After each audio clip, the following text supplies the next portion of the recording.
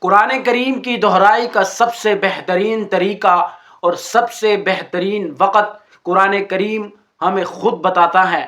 قرآن کریم میں رب کائنات ارشاد فرماتے ہیں وَمِنَ اللَّيْلِ فَتَہَجَّدْ بِهِ نَافِلَةً لَكَ عَسَىٰ أَن يَبْعَثَكَ رَبُّكَ مَقَامًا مَحْمُودًا۔ اے نبی، قرآن کریم کی تلاوت رات کے کچھ حصے میں یعنی تہجد کے وقت تلاوت کیا کریں، یہ آپ کے لیے نفلی عبادت ہے اور ان قریب آپ کا رب آپ کو مقام محمود پہ کھڑا کریں گے۔ اس آیت کا اشارہ اس طرف ہے کہ قرآن کریم کی دہرائی تہجد کی نماز میں کریں، کیونکہ اس وقت انسان ہر کام سے کٹ کر رب کے حضور پہنچا ہوتا ہے اور دل خشوع و خضوع سے لبریز ہوتا ہے۔ تو اس لیے اس تہجد کی نماز میں قرآن کریم کی تلاوت کا اہتمام کریں۔